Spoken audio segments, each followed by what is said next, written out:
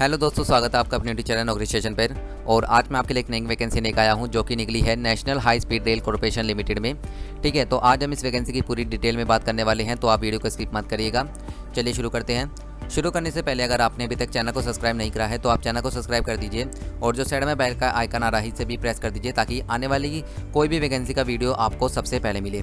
ठीक है, तो चलिए शुरू करते हैं। सबसे पहले हम यहाँ पर एप्लीकेशन कब से कब तक भरे जा रहे हैं ये बात कर लेते हैं। तो जो आपके एप्लीकेशन स्टार्ट हो रहे हैं वो 2 मई 2023 से लेकर और 31 मई 2023 तक भरे जाएंगे। तो आप इसे एप्लीकेशन जैसे कि 2 तारीख से शुरू हो गए हैं तो आप अब इसे आजकल में ही भर दीजिएगा। ठीक है, क्योंकि क्या होता है लास्ट तक जो साइट है वो हैंग करने लगती है, तो आप इसे जितनी जल्दी भर देगा उतना बढ़िया है। ठीक है, चलिए हम आगे बात करते हैं। इसके बाद हम जो है यहाँ पर पोस्ट की बात कर लेते हैं। तो सबसे पहले हमारे पास रेगुलर पोस्ट है जो कि नॉन एग्जीक्यूटिव कैटेगरी पोस्ट है। तो इसमें जो हमारे पास पहली पोस्ट है जिसका पोस्ट कोड है TESNT। ठीक है, ये टेक्नीशियन की पोस्ट है जिसका पे स्केल यहाँ पर आप देख सकते हैं 35,000 से लेकर और 1,10,000 तक यहाँ पर आपकी सैलरी होने वाली है। इसके बाद इसमें काफ़ी सारे अलाउंसेस भी जुड़ते हैं जैसे कि HRA house rent allowance, TA transport allowance और DNS अलाउंस। तो इसमें जो टोटल वैकेंसी है वो 8 रखी गई है। जनरल कैटेगरी की 5 है, OBC की 2 है और SC की यहाँ पर 1 है। ST की कोई वैकेंसी नहीं रखी गई है और EWS की भी कोई भी वैकेंसी नहीं रखी गई है। यहाँ पर एजुकेशन क्वालिफिकेशन की बात कर लेते हैं। तो यदि आपने ITI कर रखा है इलेक्ट्रिकल इलेक्ट्रॉनिक्स कंप्यूटर ऑपरेटर में, या आपने डिप्लोमा कर रखा है electrical electronics communication electronics computer information technology, या फिर आपने इंजीनियरिंग कर रखी है किसी भी यूनिवर्सिटी से या इंस्टीट्यूट से और आपके पास 4 साल का रिलेटेड जो इससे रिलेटेड है उसके पास आपके पास एक्सपीरियंस है तो आप इस पोस्ट को भर सकते हैं। ठीक है, यहाँ पर आप एज लिमिट देख सकते हैं।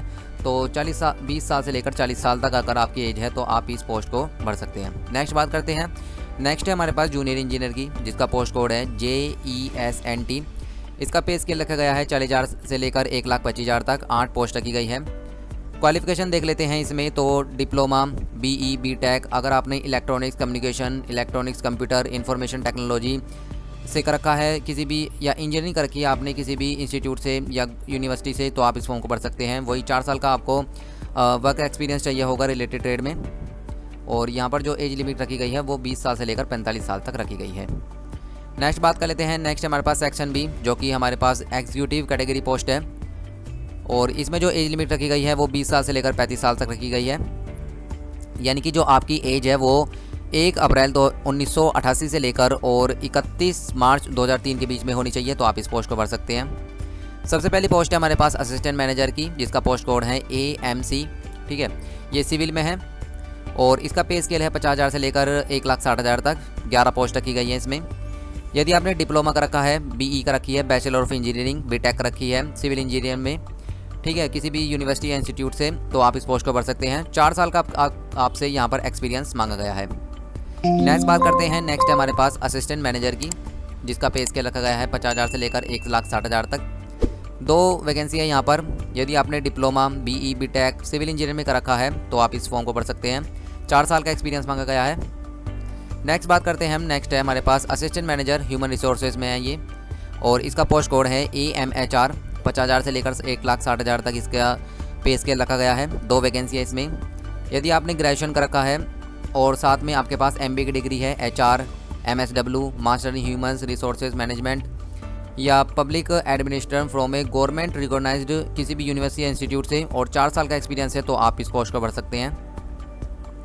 नेक्स्ट बात करते हैं हम जूनियर मैनेजर सिविल में जो कि 40,000 से लेकर 1,40,000 तक इसका पे स्केल रखा गया है। 12 वैकेंसी है। यदि आपने डिप्लोमा BE BTech कर रखा है सिविल इंजीनियरिंग में और आपके पास रिलेटेड ट्रेड में 2 साल का एक्सपीरियंस है तो आप इस फॉर्म को भर सकते हैं। नेक्स्ट है हमारे पास जूनियर मैनेजर इलेक्ट्रिकल में जिसका पोस्ट कोड है JMELE। इसका पे स्केल रखा गया है 40,000 से लेकर 1,40,000 तक। जो हमारे पास टोटल पोस्ट हैं वो है 21 इसमें। यदि आपने diploma BE BTech electrical engineer में कर रखा है किसी भी यूनिवर्सिटी या इंस्टीट्यूट से और आपके पास 2 साल का एक्सपीरियंस है तो आप इस पोस्ट को भर सकते हैं। ठीक है, तो ये बात होगी हमारे पास पोस्ट की। मैंने आपको पोस्ट कोड बता दिए, पे स्केल बता दिए, कितनी वैकेंसी है और क्या क्वालिफिकेशन चाहिए ये भी मैंने आपको बता दिया है। चलिए आगे बात करते हैं। तो हम यहाँ पर आगे देख लेते हैं इसका जो प्रोफाइल की, तो जो प्रोफाइल आप यहाँ पर देख सकते हैं, इसका जो नोटिफिकेशन का लिंक है मैं डिस्क्रिप्शन में डाल दूँगा, तो आप इसे पूरे ध्यानपूर्वक देखिएगा, ठीक है। इसे पढ़ लीजिएगा आप पूरे तरीके से। मैं आपको सिर्फ इम्पोर्टेंट चीज़ें जो है वो बताने वाला हूँ, बाकी आप यहाँ पर जो प्रोफाइल के बारे में खुद ही देख सकते हैं, ठीक है। क्योंकि ज़्यादा वीडियो लंबी ना हो इसलिए मैं जो है इम्पोर्टेंट चीज़ें आपको बताऊँगा। तो सबसे पहले हम यहाँ पर इसके बाद देख लेते हैं सिलेक्शन प्रोसेस की। तो सिलेक्शन प्रोसेस में आपकी 3 स्टेज रखी गई है। सबसे पहला है आपके पास CBT यानी कि कंप्यूटर बेस्ड टेस्ट होगा आपका, इसके बाद आपका पर्सनल इंटरव्यू होगा और इसके बाद होगा आपका मेडिकल, ठीक है। तो इन्होंने बता दिया है, यहाँ पर देखिए आगे लिख रखा है जो भी इससे रिलेटेड इन्फॉर्मेशन है। यदि आपको एग्ज़ाम पैटर्न पता करना है, सिलेबस देखना है कि CBT में क्या आने वाला है, तो आप इनकी ऑफिशियल वेबसाइट www.nhsrcl.in पर जाकर ये सब कुछ देख सकते हैं, ठीक है। चलिए हम आगे बात कर लेते हैं। यहाँ पर सभी कैंडिडेट्स के लिए लिखा गया है कि वे मेडिकल फिट होने चाहिए। आगे बात करते हैं। तो यहाँ पर मेडिकल पोस्ट, जो मेडिकल स्टैंडर्ड टेस्ट होने वाला है वो आपका सभी पोस्ट का होगा। Executive technical, executive non technical, non executive post जितनी भी है, इन सब का मेडिकल यहाँ पर होने वाला है। सबसे इम्पोर्टेंट बात अब आई है, तो आप इस चीज़ को ध्यानपूर्वक पढ़िएगा और मैं आपको बता भी दूंगा। तो यहाँ पर लिख रखा है the candidate selected for the post against section A. जो भी कैंडिडेट्स सेक्शन ए के अकॉर्डिंग यहाँ पर भर्ती होंगे, सिलेक्ट होंगे, तो उनसे एक बॉन्ड भरवाया जाएगा जो कि 3 लाख रुपए का होगा। यदि आप 3 साल से पहले यहाँ पर पोस्ट छोड़ते हैं अपनी, तो आपको 3 लाख रुपए भरने होंगे और आपको एक नोटिस भी देना होगा जो कि 90 दिन से पहले देना होगा, यानी कि 3 महीने पहले ही आपको एक पीरियड नोटिस देना पड़ेगा। इसी प्रकार सेक्शन बी का भी यहाँ पर दे रखा है, 3 लाख का बॉन्ड है आपका, जो कि आपका 2 ईयर के लिए है। 2 साल से पहले अगर आप नौकरी छोड़ते हैं तो आपको 3 लाख रुपए जमा करने होंगे और 90 दिन से पहले आपको एक नोटिस देना होगा कि जी मैं जॉब छोड़ने वाला हूं, तो ये आपको नोटिस देना होगा। तो इस चीज़ को आप ध्यानपूर्वक पढ़िएगा तभी अप्लाई करिएगा। चलिए आगे देखते हैं। इसके बाद रिलैक्सेशन की बात कर लेते हैं। एज रिलैक्सेशन आपका SC/ST के लिए 5 साल का है, OBC के लिए 3 साल का है, ठीक है। अप्लाई कैसे करना है, तो www.nhsrcl.in पर जाकर आप इसे अप्लाई कर सकते हैं। बाकी चीज़ें आप यहाँ पर नीचे पढ़ सकते हैं, कैसे कैसे आपको हर चीज़ भरनी है। चलिए आगे देखते हैं।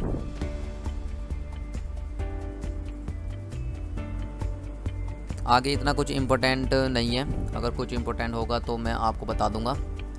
इसमें हमारे पास एक चीज़ रह गई है, फ़ीस। तो फीस मैं आपको बता देता हूँ, एक सेकंड।